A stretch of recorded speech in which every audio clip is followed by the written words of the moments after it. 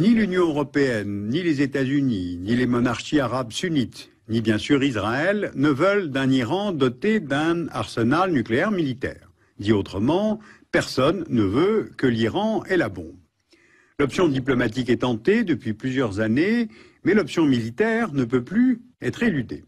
Donc aujourd'hui, je vais vous décrire la simulation d'une attaque en m'appuyant sur les études qui ont été faites en 2009 par deux chercheurs, Toucan et Kordsman du CSAS à Washington, et par le français Sami Cohen du CERI au CNRS. Voici une carte de la région du Moyen-Orient. 1600 km séparent Israël de l'Iran. On sait que l'État d'Israël est doté de l'arme nucléaire depuis plusieurs années, avec pour politique de ne pas confirmer ni nier cette capacité militaire. Israël complète sa volonté de dissuader de toute attaque par ce qu'on appelle la doctrine Begin, à savoir interdire à tout autre État de la région de devenir lui aussi détenteur de l'arme nucléaire. C'est pour cela que l'aviation israélienne a bombardé l'Irak en juin 1981 pour détruire le réacteur nucléaire de Zirak et retarder ainsi considérablement le programme nucléaire irakien, qui d'ailleurs n'a jamais vu le jour. Et bombarder la Syrie en septembre 2007 pour détruire le réacteur nucléaire syrien de Deir ez-Zor. Donc, qu'en est-il de la réflexion concernant le cas iranien? Depuis le temps que les tergiversations durent et que l'Iran parvient à gagner du temps, tout en poursuivant son programme nucléaire, certains stratèges israéliens et américains plaident pour des frappes préventives avant que l'Iran ne franchisse le seuil nucléaire militaire. Or, il faut bien voir que nul n'osera plus attaquer l'Iran une fois que Téhéran sera doté de l'arme nucléaire. C'est d'ailleurs bien le but du régime iranien, sanctuariser son territoire. Alors les experts estiment qu'il faut donc frapper avant. Comment? En envoyant des avions opérer un bombardement loin de leur base, puis revenir ensuite. A priori, ça, on sait faire. Sauf qu'une telle attaque ne se justifie que si elle met fin au programme iranien, ou au moins le retarde énormément. Or, les objectifs sont difficiles à atteindre et l'opération est très complexe à monter.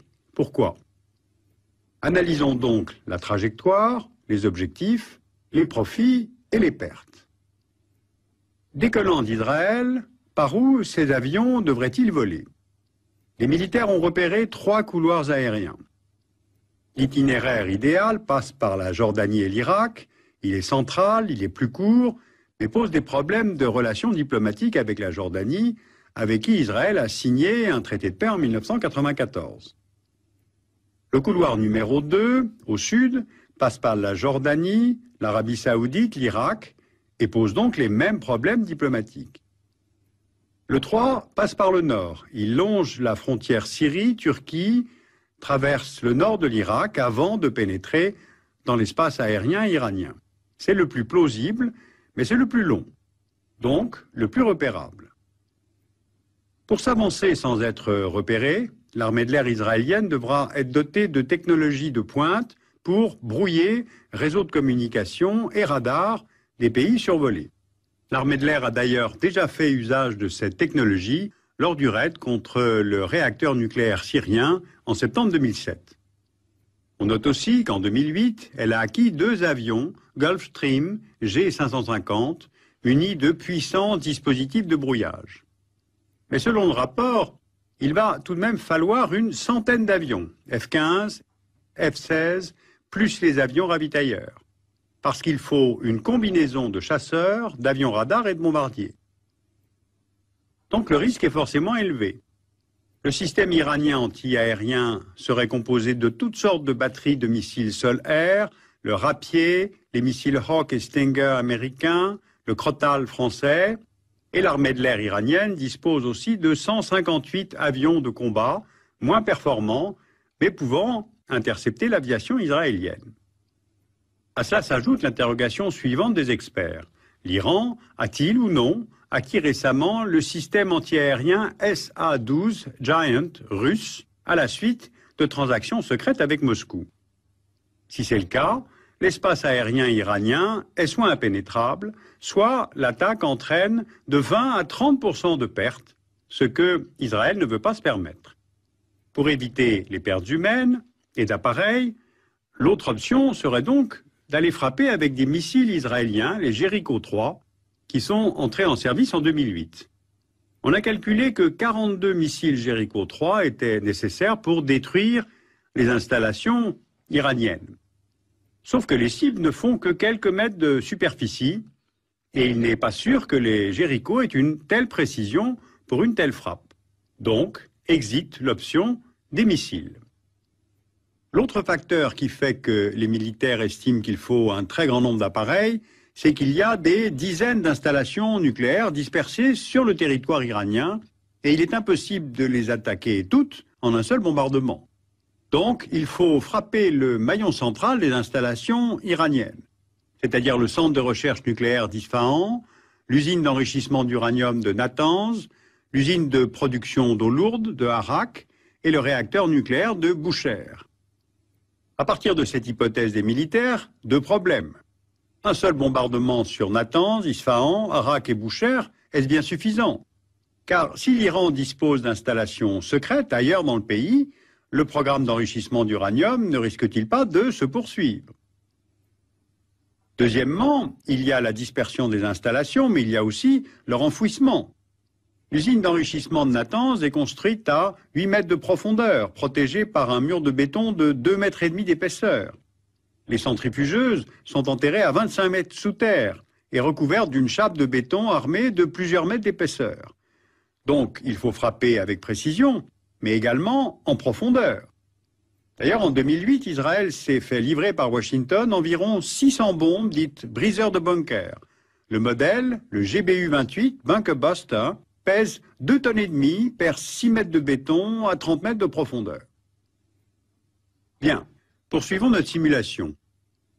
En cas de succès, que peut-on anticiper comme dégâts humains, comme effets collatéraux, comme représailles sur Israël et comme conséquences pour la région? Si la frappe touche sa cible, ce qui est tout de même le but recherché, l'explosion du réacteur de Bushehr provoque des retombées de radionucléides sur un très vaste périmètre. Cela entraîne la mort immédiate de milliers d'Iraniens vivant à proximité, des centaines de milliers seraient ensuite atteints de cancer, et entre les deux périodes, du fait des vents dominants, les pays voisins seraient eux aussi largement contaminés par les radionucléides. Maintenant, les représailles. L'Iran dispose de missiles Shihab 3, dont la portée atteint Israël, on le voit sur la carte, et Téhéran pourrait riposter par des tirs de missiles à tête conventionnelle. D'ailleurs, en 2008, l'administration Bush a livré à Israël un radar américain de surveillance, installé maintenant dans le Negev et servi avec l'aide de techniciens américains. Au sud du Liban, l'allié Hezbollah pourrait tirer des missiles Zelzal qui peuvent atteindre Tel Aviv. Et s'ils sont envoyés en grand nombre, l'état-major israélien confirme qu'il ne peut pas les intercepter tous.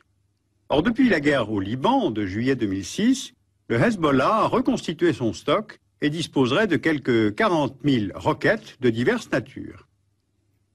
À cela s'ajoutent les possibilités de passage de frontières par des kamikazes pour des attaques suicides sur le sol israélien.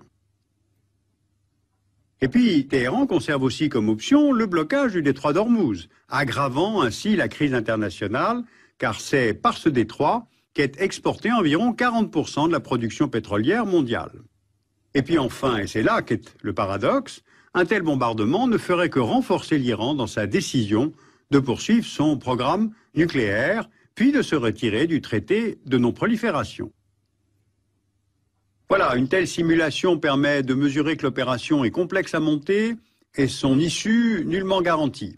On voit bien que les hypothèses se répondent les unes aux autres. La perte du monopole atomique pour Israël dans cette région reviendrait à un séisme pour tous les Israéliens. Or, Israël ayant toujours été adepte du zéro risque, l'état-major pourrait préférer quand même une attaque préventive. Vu son histoire, on peut comprendre que le peuple juif se crispe à toute idée de menace d'anéantissement. Les monarchies et les régimes arabes, ensuite, les sunnites, redoutent énormément que l'Iran franchisse ce cap. D'abord pour leur propre sécurité, et ensuite parce que cela entraînerait une prolifération dans le monde arabe lui-même. Donc si on pousse un peu loin le raisonnement, on comprend que ces régimes arabes ne seraient en fait pas fâchés que Israël se charge du travail.